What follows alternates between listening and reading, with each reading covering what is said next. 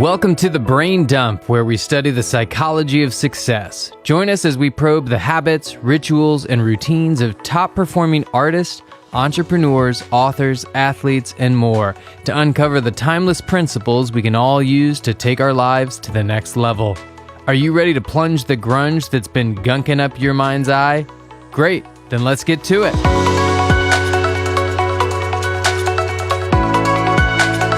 Oh, did you get something? Guys, welcome back to Brain Dump Podcast. So Anthony, it's the most psyched you've ever been. Anthony said I got to come up with the topic.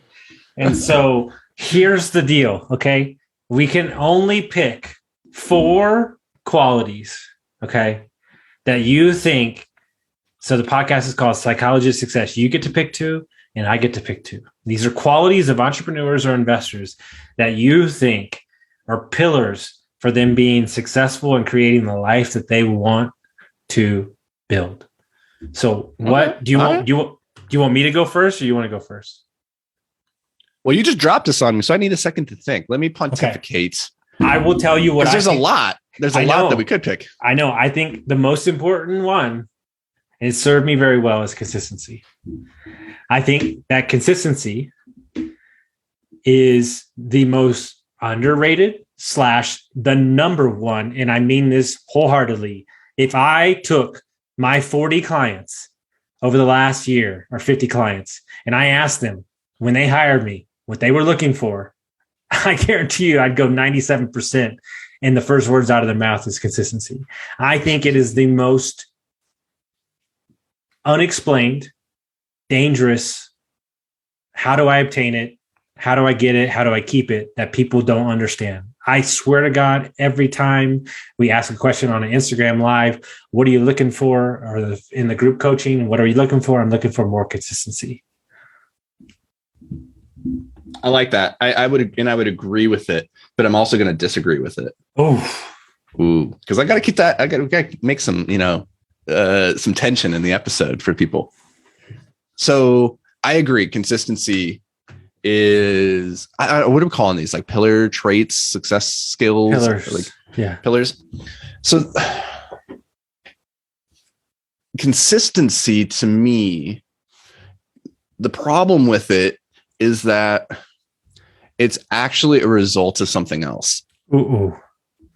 I think, and I'm going out onto a limb right now without a net, so I'm thinking through this in real time, which is consistency is the result of discipline or organization or the ability to hold oneself accountable, right? So consistency is important, and it is like, I would put it right at the top, but I think it's the result of something else. And so I would say that my number one skill would be discipline. Because it's through discipline that you become consistent.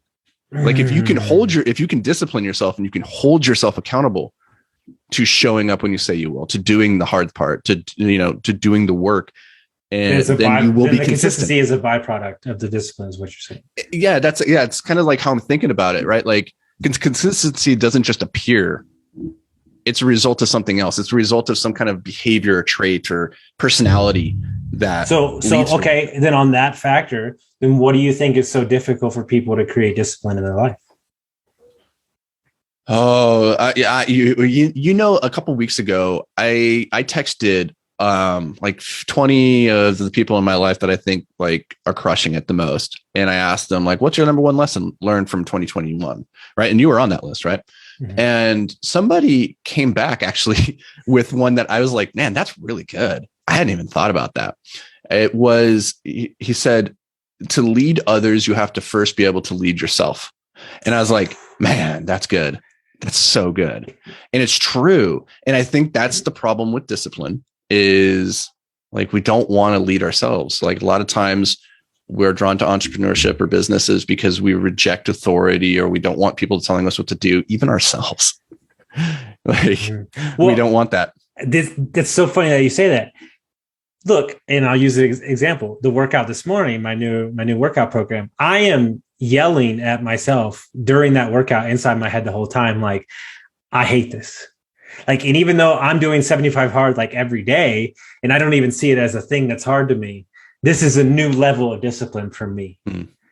And I'm having that internal conversation with myself, but ultimately I know on the other side of that discipline, this is the interesting thing, because I had a client text me this morning too. Discipline creates freedom, right? That's the mind melter that people can't wrap their brain around. It's true. And for me, I've talked about this a lot on this podcast of struggling with ADHD when I was younger. One of the issues was, I spent 10 years of my life on Ritalin, which made me feel trapped, made me feel like a prisoner. And so when I was given the choice of going off that drug, I took it, because for me, freedom of mind, freedom of body, freedom of like just doing what I want when I want is my highest value.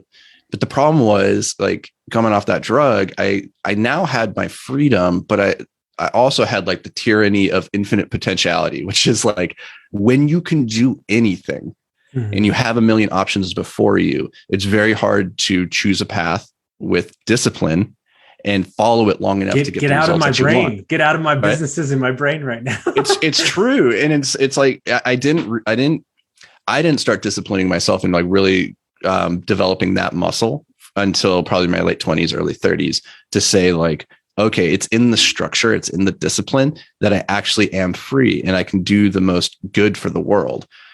But it took me a long time to get there. And it's hard. At the end of the day, I think the reason that we don't do it, we don't discipline, like we reject discipline in a lot of cases, is this: it's hard. By definition, it's just difficult. I love it. All right. So what is a pillar in your mind? Super important.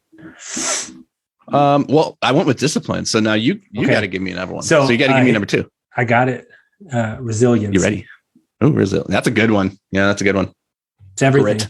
It's everything. Grit, because, you mentioned it in a previous podcast. The fact that you think that I've lost weight, I've got sober, business is going good, you think that the problems change? They don't change. They just get bigger and they get more expensive, and life gets bigger. And, we're talking about having kids soon. That's going to throw a whole can of worms in this whole operation. So I'm trying to get this baby up on running as quick as possible. But there is no person, like, I just won't give up. I just won't. And I have this nasty streak in me of resiliency that I have seen the dark side of the drug addiction and living in a closet and not having any money and being an alcoholic and being in a marriage that didn't serve me, that there is a fight inside of me that, I'll be honest with you, I don't even think I know how big it is. I think I've just scratched the surface of how much resiliency I have, but I just don't care anymore. I'll just jump in that fucking fire pit 30 times over. It's almost like a video game where it's like I get another life, I 100% agree with this one. I would put this in my top 3. Grit, resilience. If we look at it from a psychological standpoint, the Angela Duckworth and her crew, they set out to find like what is the attribute, the trait that is most correlated with success in life long term. And they studied children and they said, like, what's the recurring thing? Is it IQ? Is it like where you were born? Is it your religion? Like what is it? And it was grit. It was the ability to like delay gratification long enough to achieve a result, and regardless of the failures that you encounter along the way. And that's just entrepreneurship. If you don't have grit, you're not going to make it. That's an end of story right there. But I have one. As we were talking, and I was reflecting again on the question that I asked those 20 people, and somebody answered something in a way that I'm gonna use right now. And it's somebody actually that's on this call. But I'm gonna phrase it. I'm gonna phrase it in a story. So let me ask you a question. Okay. If I gave you a 10,000 piece puzzle and it had the picture on the front, and I said, all the pieces are here, could you put the puzzle together with enough time and energy and like desire? Could you do it? Of course. Of course. Now, if I gave you that same 10,000 piece puzzle and I didn't give you the picture on the front, and I told you all the pieces may or may not be here, could you do it? I'd probably try, get frustrated, and give up. Exactly. You couldn't do it. So what's the thing that's missing? The vision, right? No, it's belief. It's the belief that it's possible. Yeah. It's the belief that you could do it. Mm-hmm. Listen, like somebody phrased it that way to me the other day, and I was like, oh my God, yeah, if you gave me a 10,000 piece puzzle and I didn't believe that it was possible, that I wasn't sure if all the pieces were there, you would constantly be second guessing yourself. You would get frustrated and you would give up. Well, right. Well, you know what? So, you know what's interesting, right? Not sorry to interrupt. Everybody talks about limiting belief all the time, but they don't ever talk about positive belief. Yeah. Yeah. They talk about what they can't do. But let me ask you a question. If I didn't believe that I was a good coach, if I didn't believe that I could do these things, if I didn't believe I could start these businesses, we wouldn't have jack shit. You couldn't do any of it.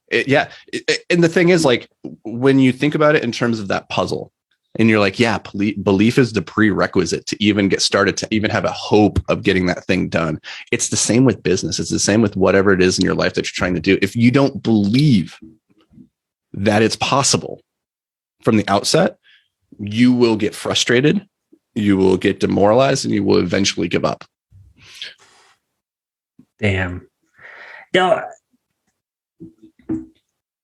and okay, so just to play devil's advocate, because there's always that comment, which I can't stand, about fake it till you make it.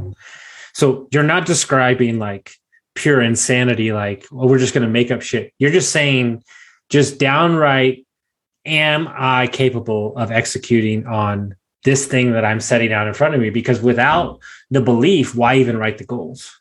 Mm-hmm.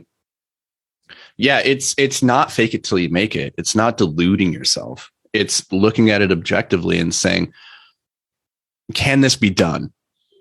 Is it physically possible? Has somebody ever done something similar? If so, then why can't I?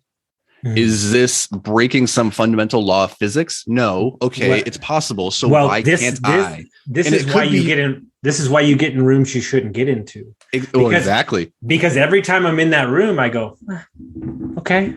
Like when I went and met a guy that had like 1,400 apartments, I was like, okay, he's cool. Like, I mean, he's a good dude, but he ain't nothing special. Every time I've got, that makes like my coaching certification. Like I'm around all these people that are coaches, 10 of them. I've had no training.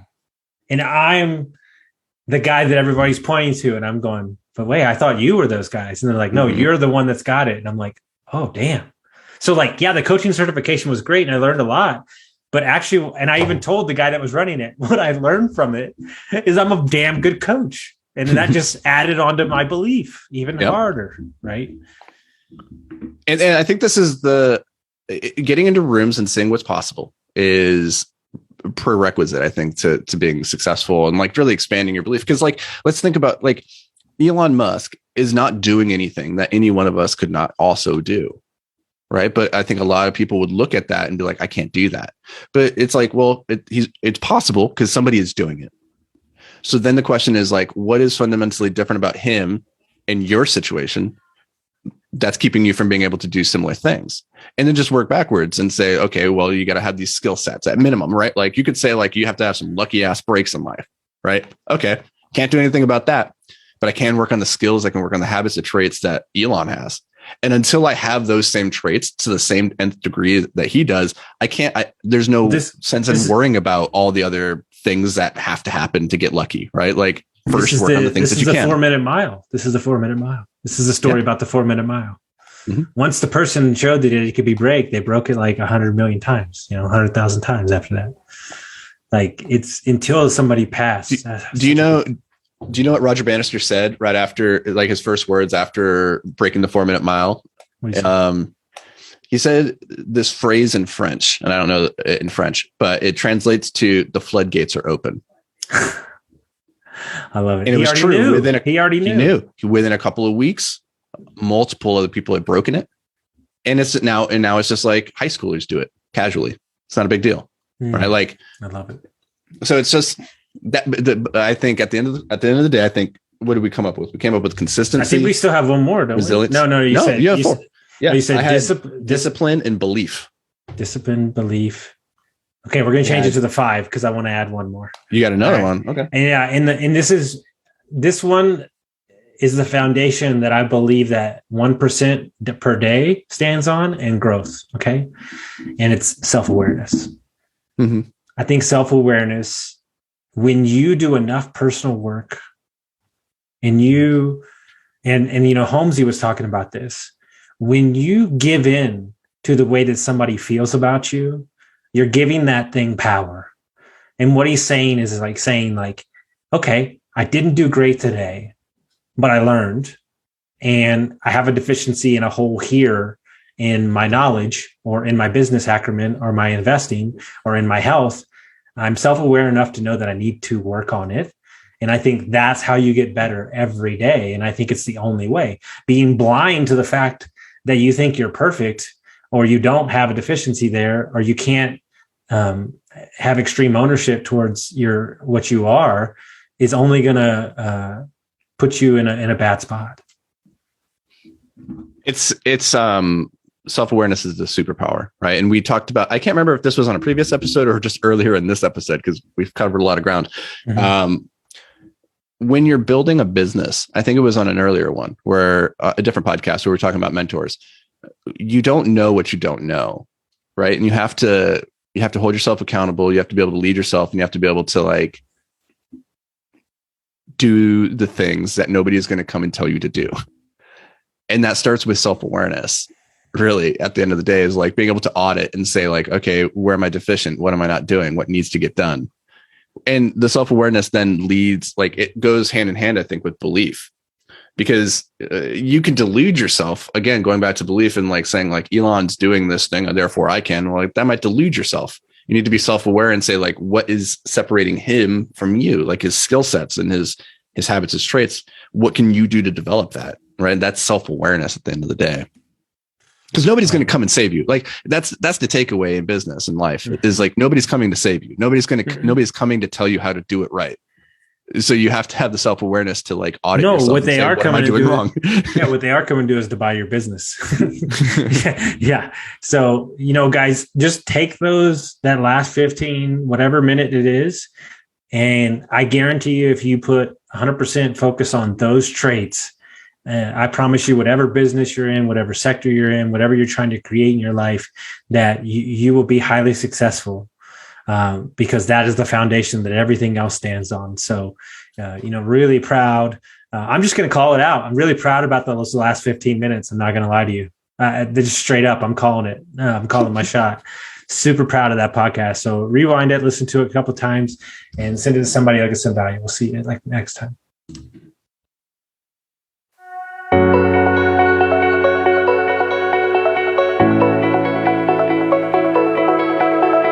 Thanks for joining us here at the Brain Dump.